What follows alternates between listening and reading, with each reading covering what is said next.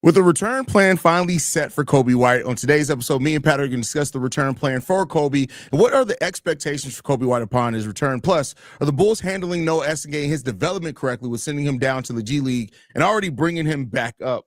We're going to talk about all that and more on today's Locked On Bulls.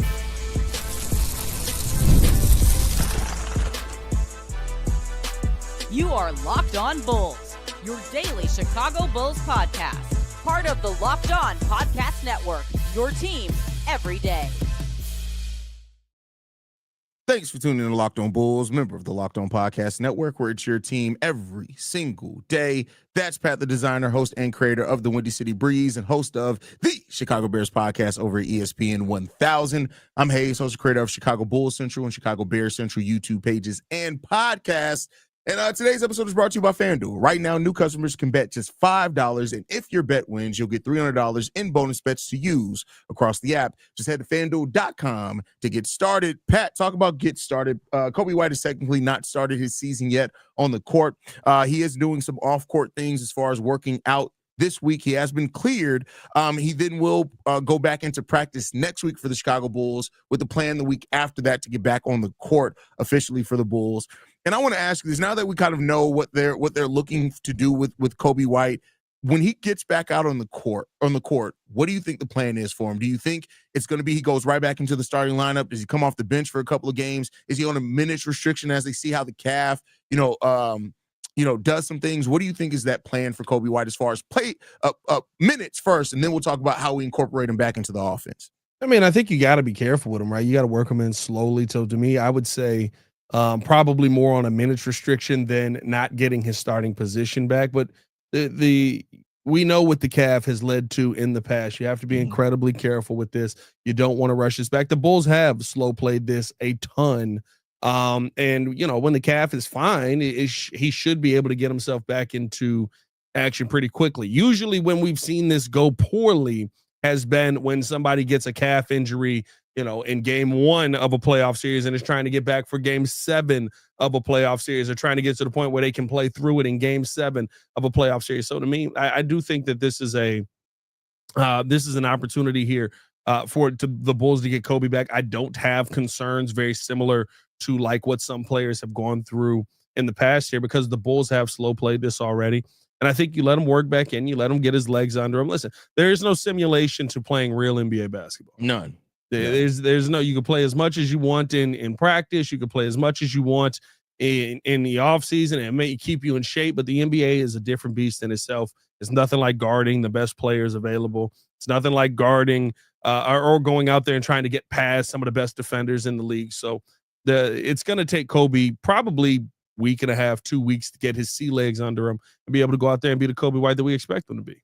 Yeah, I mean, and luckily, because they have so slow played this, and they are basically allowing to basically fully heal. I mean, we heard a week ago that he was pain free, and we're still two weeks away from a return, right? So like that just shows you how careful they're being with this, and we're seeing that around the NBA. I can't remember, there was somebody else who just had a calf sprain. I think it was Dylan Harper, and all he did was fall down awkwardly in like 4 weeks. We're seeing 4 weeks, we're sitting you down for 4 weeks. Like the NBA teams and medical staffs are no longer playing with calf injuries because there's an added awareness on how that directly leads to Achilles, and the Achilles is the thing you don't want to play with, right? Yeah. So I'm happy that they've done that. Now, Pat, there has been this notion and conversation more from Bulls fans than anyone else on Coby coming back and how he could impact the offense or not. Pat, I think it's pretty clear. Coby White last year, 12 points generated off assists, even at being at the shooting guard position. He was very connected with Josh Giddey. 50% of his buckets were assisted last year, the most of his NBA career, because he actually can play within the confines of the offense. But I want to throw it to you. What do you think about these questions that some fans are now raising in regards to how Coby White can get back into the flow of the offense, and if he could throw some things off from the flow that we've seen so far this season? Listen, is it going to immediately look exactly like it's looked right now? Probably not. It's probably going to take, a week for it to start to get back to what it looked like last season. But you saw Coby White in this offense. Like, people are acting like you've never seen Coby White play this style of basketball before. We saw it last season. This is the exact same system that the Bulls were running last season. There's a little bit of differences with some of the things that they're doing as far as out of bounds plays, I feel like, and I think there's some differences with how they're having some guys cut. You're seeing that I got to stop you there. Dan Craig got to be coming out with these out of bounds plays, right? Because we've seen 5 years of Billy Donovan and out of bounds plays. Did he really make that big of a difference, like on the out of bounds plays? Like, because they've been. Well, listen, I think the big thing is having somebody that can inbound the ball. That's true too. Like that was always our issue. Like we don't know what half of the Billy Donovan out of bounds plays were because we couldn't even get it in. We couldn't even get the ball in. Hey, listen, sometimes that's the tough part of it. You can't get it in. How you gonna get it done? But I think at the end of the day, like my expectations around Coby White is that, you know, it will take a little while. It's not going to be perfect the second that he walks in, but once you start to see Coby work himself back into the system, and I don't expect there to be any differences in what we saw last season. Like I was saying, they've added a few more 45 cuts this year, but they were doing 45 cuts last year. Like there's nothing that's insanely different about what they're trying to run with Coby. And defensively, I think the notion that like, oh, well, Coby White's not going to be the same defender that Trey Jones is. Of course he's not. But he's also taller, has more length, has more ability to body up on more people, which means Giddey can play the point guard more, which gives you a defensive advantage a little bit in that situation. Well, none of these guys are elite defenders that are out there. The thing that I do want to talk about that, well, I mean, Trey Jones was an ACC Defense Player of the Year, I think. But the thing that people talk about, like, I think we have to break this down basketball-wise. Coby White is not a bad on-ball defender. He's a bad pick-and-roll defender. Yes. If you notice, the Bulls are running more zone now, or a hybrid zone, to where the help defense is closer, so they're not getting caught up in pick-and-rolls generally. That's why you're seeing Vooch with his best defensive numbers of his career. That's why you're seeing Josh Giddey with the best defensive numbers of his career. Because this Wes Unseld, we got to give it credit yet again, has once again looked at what this team is at defensively and said, all right, bet. I got another wrinkle to the system where we can be good. The Bulls are top 12 defensive team. And Pat, me and you've talked about that for seasons. With as good as the Bulls are offensively, you don't need to be a top 5 defensive team. If you can be in the top half of the league with this efficient offense, that's going to put you in some good places. And I think the thing too is that they're not playing nearly as much drop coverage. It feels like for me with Vooch, you're actually having them step up. Why? Because you trust the guys on the back end, and you have to trust the guys on the back end to make a play. You're seeing more switches in those situations. I think you're seeing a lot more guys now. And I think this is the difference when I mean that, right? Like when you talk about Trey Jones gets put in some not so great situations where he's a hard defender. And so, you know, he's going to play hard no matter what, but you know, you get a 7-footer on Trey Jones down low. That's a problem. But because of the rotations that the Bulls have, adding Coby White back into that, I actually think is going to help you in some ways defensively because of the size and the switchability that you have. Again, is Trey Jones going to play hard? Yeah. Coby White better play hard too. Absolutely. Yeah. And Blue Chew. And what? Didn't expect that. You caught me completely off guard with that one. I'm not going to lie to you. I did not expect the Blue Chew reference today on Locked On. But no, and I think too, one thing that we have seen from Trey too is like, no knock on him. He's still a really good player and been really good for us. But there are times where Trey Jones passes up wide open shots, and I don't get it. We know one thing: Coby's going to take and make a lot of those shots as well. So no, and I think that's the thing too. Like I love what Trey has brought to this team. I think as far as a pick and roll ball handler, like he creates so many options for you. And to me, you know, getting to the bucket, I think that he's been amazing at it. If we're being honest, like that high off of the back right corner of the glass lay-in that he continues to hit on a consistent base, like that's something that you could tell he's worked on his entire life, and he's really good at knocking down that shot. But on the flip side of that, while we're excited about, you know, when Trey Jones and this offense is making 9 passes to get a shot off, you could have made a shot in 4 if you just take that 3. That's one thing that Coby White will do. Oh, and by the way, he can do both, right? Like, I think that's the thing, too. Like, people are concerned that Coby's just going to start chucking up shots. First off, Coby's never really been a shot chucker. He's been a very efficient scorer. And when he's not having efficient nights, he moves the basketball around. Yeah. So, to me, the conversation on Coby not fitting into this system, Coby not fitting in with the Bulls, I think you guys are missing the conversation. The conversation should be the bench is about to become elite. And it's already the second best bench in basketball. It might be the best bench after the last game, but like the bench is about to become truly elite. We haven't seen it at full strength yet. Yeah, we haven't seen the team at full strength yet at all either. So, like, the fact that that's coming around, I'm so excited to see what this team could be once everybody's healthy and back out there on the basketball court. I know a lot of Bulls fans are as well. But, Pat, we're going to have to talk about one Chicago Bull that may not see the NBA court at all this season. I hope that that's not going to be the case in Noa Essengue. I'm going to ask the question, are the Bulls playing Noa Essenge's development right? But first, we got to get into a message from a couple of our sponsors, and the first one is FanDuel. The NBA is back, and there's no better place to get in on the action than FanDuel, the official sports betting partner of the NBA. Even if you missed the start of the game or want to ride the hot hand, FanDuel has live bets on everything from who will score the next fourth quarter or who will score to the next fourth quarter comebacks. Plus, you can even combine your live bets in the same game parlay for a shot at an even bigger payout. It keeps every game exciting, especially when your team's making that late push. Right now, FanDuel is giving new customers $300 in bonus bets when your first $5 bet wins. So head to FanDuel.com to sign up and play your game with FanDuel, the official sports betting partner of the NBA. Also going to talk to you guys about another one of our sponsors, and that is Rugiet. Let's be real. Making excuses doesn't solve everything. We've all heard them before. It's just stress, I'm tired, or happens to everyone sometimes. But when it comes to performance, sometimes your body just needs a little extra support. And that's where Rugiet comes in. Rugiet.com offers fast-acting, doctor-prescribed treatments for ED designed to help you stop making excuses and start making moves. Shout out to Rob. He's the best. He's the person who used Rugiet more than anybody I know. Rugiet makes it easy to get started. You just connect with a board-certified doctor, 100% online, no awkward waiting rooms, no in-person appointments. If prescribed, your treatment ships discreetly straight to your door. The process is fast, simple, and private. Then it's all handled by real doctors. It's about confidence, connection, and getting back to the moments that matter. Visit Rugiet.com/LockedOnNBA. That's RUGIET.com/LockedOnNBA to get 15% off your first order. And don't forget to use our code LockedOnNBA so they know we sent you. Rugiet, stop making excuses and start making moves. More Locked On Bulls coming up next. Two things here. What? First off, little French on the Rugiet. Is that how you supposed to say it? Le Rugiet. You put a little French on it there. I grew up overseas. What do you expect me to say? Second, how many dudes do you know that they taking these pills, dog? That's a little. I don't think that joke landed how you wanted. I don't, bro. I think you're underrating how many. Just because you and I don't have to suffer from that. There's a lot of people out here with ED problems nowadays, bro. We're talking about 20-year-olds. It's the fact that you knew that Rob was taking it more than anybody. Listen, you know. All Rob does is talk. He shares his life. What do you mean? Rob's one of the people that's like, hey, bro, Rob, what did you just take? Oh, that's just my pill. Like, I'm going to meet up with old girl later. Hey, that's just my pill. Got to make sure this meat's ready. A different Mr. Meaty. Hey now.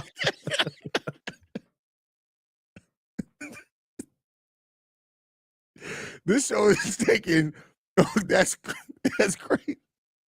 I should have made the Blue Chew reference earlier. I should have made a Rugiet reference. That's on me. Right, that's my fault. So the Bulls sent Noa Essengue down there with the G League. He did about a week of practice with them. I think they take they have their first game Friday. The Bulls were back in town for a couple of days before they take on Milwaukee, I think. And so they called him back up so that he can practice with the actual team for a couple of days. But the plan is for him to immediately be sent right back down to the G. Do you think this is the right plan? I know that this is similar to what Billy Donovan did with Modest. Me and you both kind of said that once he had the success he did with Modest, it's probably going to be the blueprint on how they're going to deal with rookies going forward, especially ones that are more raw. But do you think this is the right game plan for Noa Essengue? I mean, listen, time will tell. I don't know. It depends on how his development goes. This development didn't work for Marko Simonovic. It did work for Modest Buzelis. You know, I mean, we've seen kind of both sides of this. The one thing that I will say is that as far as a plan on seeing him right now, from the clips that I've seen of Noah from practice, he's not an NBA player yet. He's a player that is still very much developing, that is still figuring it out. It doesn't mean he doesn't have basketball talent, but he's not an NBA player yet. You throw him out there on the floor, he's going to get dominated. I think you're going to need to see him in the G League for a good chunk of this season. Now, G League season does end before the NBA season, so he'll, of course, end up getting called back up. But you're going to need to see a lot of development down at that G League level from this young man, because As far as, the toughness that you got to show to play at this league, I know people think this is the weakest league ever and guys get pushed around all the time. He'll get moved real easy with where he's at right now. So to me, I think there's a lot of development the Bulls probably planned on having this season, and it's going to be a slow play process. I'll be honest with you. I would almost tell Bulls fans expect to have 2 rookies next season with where Noah's at right now, essentially being Noah's going to be getting his first NBA minutes, and you'll have a rookie probably working his way in there. Yeah, and I think the thing too is, Pat, is that the Bulls are winning right now, and they're doing it like this is the deepest team that we had. It was already going to be hard for Noa Essengue to crack the rotation. And again, it's all brought off merit. Like these players aren't like nobody's gifted minutes. You gotta play well to continue to get them. So this is already going to be difficult for him to crack that rotation.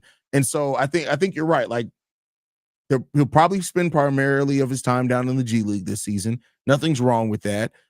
He's the youngest player in the NBA, Pat. Like, and I get it that we've had blunders down there. Like Adama Sanogo never got called up. Marko Simonovic was just not good. Adama, I think the knee blunders up here. Yeah, Dalen Terry was the youngest player in the NBA at one point. Was Dalen the youngest? Dalen Terry was the youngest player taken out of. I can't say that because Dalen he wasn't the youngest player in the NBA. He was the youngest player taken out of that draft. Yeah. I believe Dalen's older than P. Will. If I'm not mistaken. Is Dalen Terry older than Dalen Terry? If I believe so, like months, not years. Oh, okay. But so yeah, I mean, when a player that young, they have time. They have a long runway when it comes to Noa Essengue. I get it. Bulls fans want to see their rookie now, especially who's drafted as a lottery pick, all that type of stuff. But it's not all about the right now. And I do think a season of him being able to work and round out his game, because guess what? Even if Noah was playing now in the NBA, you know what his role would be? Go and block some shots, run up and down the court. We're going to get you the ball where we can stay active. Being in the G League, you know what they're going to do? Oh, we want you to take players off the dribble. Here goes a whole quarter of us going to you. We want you to operate as a point forward. Here, we're gonna run your passing. That's why it's a development league. So yeah. I think for somebody as raw as Noah and as young, getting those more reps to do more things is really going to give the Bulls more opportunity to see, all right, this is where his strengths are. Then they're going to have a whole nother summer program of him working with the development team, adding some weight, and then we'll see him in 2026, 27 a lot. Here's what is tough about that, though, like knowing what this team is. And listen, I've said multiple times, I think that you have to find a guy that eventually becomes a star. This is the path that they have taken to try and find that guy, right? This is the path that they have taken to try and add to the team. But there is a need for you right now, still at that big man position. Even though Jalen Smith is, you got to give him credit, he's playing really well. But you would like to have somebody developing at a minimum at that spot that you could utilize this year. That is where I look at a guy who hasn't played at all. I don't think this year. And Thomas Sorber, who went behind Noa Essengue. Like I do think Thomas Sorber, he tore his ACL. He's out this season. Oh dang! Well, that'll do it. He tear it in preseason? Yeah. Oh dang! I don't even know how I missed that. That's tough. That's I think the third or fourth straight rookie, first round pick that the Thunder have drafted that has torn their ACL their rookie year. Well, that means he's going to be phenomenal then. So now I'm kind of upset because every time he'll get somebody that tears their ACL as a rookie, that mud just comes back and he's like, well, let me go ball out real quick. But either way, I just feel like I understand the mindset of you have this team right now. You want somebody that can impact this team right now in the draft. And I understand the trepidation from Bulls fans where you look around and you go, well, you haven't developed any of these guys who have been this project yet. Like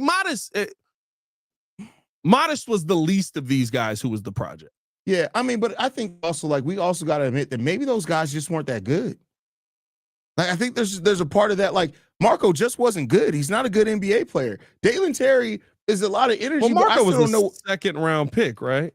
Yeah, but Marko also was a second round pick. Yeah, Marko's a second round pick. I don't care as much. Adama Sanogo wasn't even. I don't even think we drafted him. I think we signed him as an undrafted free agent. So like a lot of these guys were they're not the same. So I get, like you said, the trepidation, but there's also, I mean, the thing is, you got to be good. Like that's the first thing. If you're just not a good NBA player, don't matter how much development they try to do with you, you're just not good. Yeah. So I think there's that part of it as well. To me, it's and we got to get to the ad break. To me, it's more of the comparison of the guys like a Dalen Terry.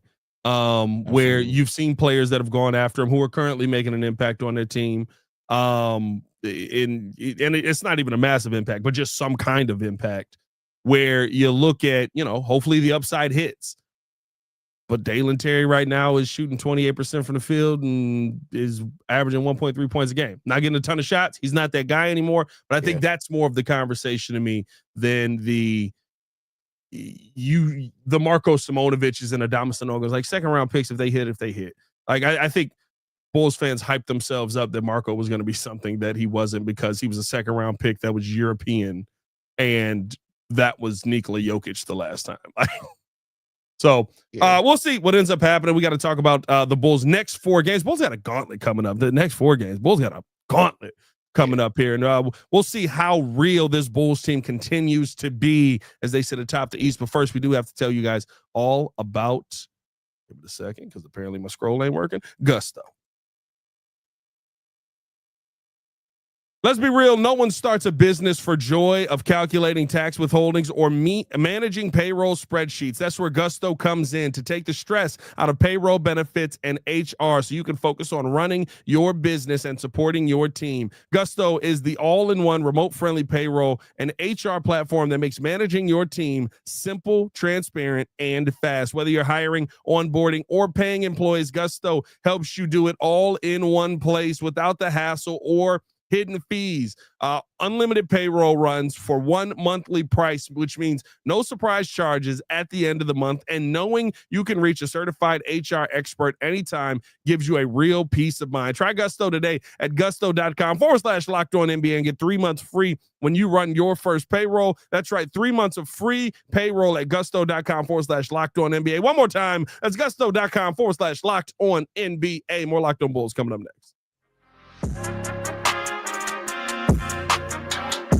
All right, Pat, before we get up out of here today, I do want to talk about the next 4 games coming up for the Chicago Bulls because, this is going to tell us a lot about this team. Not to say that we haven't found out a lot about them anyway, but for the people that are like, I'm not quite sold. I don't know how you could not be sold if they come out of these next 4, even if they win 2 out of these next 4 or more. I don't know how you cannot be sold. Milwaukee on Friday, the Cavs on Saturday, the San Antonio Spurs on Monday, and then the Detroit Pistons coming up next Wednesday. Pat, all those teams are well above 500. The Detroit Pistons have come on late, after a slow start against us and stuff like that. The Milwaukee Bucks are right up there with Giannis. The Detroit Pistons are now the number 2 team in the Eastern Conference at 6-2. The Milwaukee Bucks are 5-3. The San Antonio Spurs are 5-2 now on the season as well. And the Cleveland Cavaliers, after starting off a bit rough, they're also 5-3. How do you feel about these next 4 games? Listen, you got a tough matchup in every one of these. You're going up against 3 of the top players in the NBA right now in your next 3 games. And it's truly going to be, this is usually where you saw those Denver teams falter a little bit at times, not all the time. The Milwaukee Bucks, I will say this about them. To me, when I look at this Bucks game, Miles Turner don't fit. Like, he's just there. Like I'm like, y'all thought he was going to be Brook Lopez. And listen, they're winning while this is happening. I think you can do a lot of winning with Giannis. But Miles Turner feels almost as awkward as Cat does in New York. You know what it is with Miles Turner? Clearly, he was spurned by the Pacers because I don't know if you've been following that. Them not giving him, tell him they're going to give him deal, rescinding the deal, all that type of stuff. And that feels like there's an old adage. You never want to be the first person in a serious relationship with somebody after they got a divorce. You never want to be the first serious relationship out of a divorce. He wanted to be. That's what that is. Yeah, 100%. I looked at even the little petty stuff where he's sitting there doing the book and he closes the chapter on it. You want to be there. Yeah. You wanted to be in Indiana. This was the team that was going to offer you the money you were looking for, so you end up going there. It doesn't fit. I mean, you had 133 points put up in that Kings game the other day that they ended up losing. And I think Miles Turner accounted for 7 of them. That's crazy. Like he's not even, and he's never been a rebounder. Miles Turner has never been an elite rebounder. So I think you brought him in here expecting him to be at least the shooter and the shot blocker that Brook Lopez was.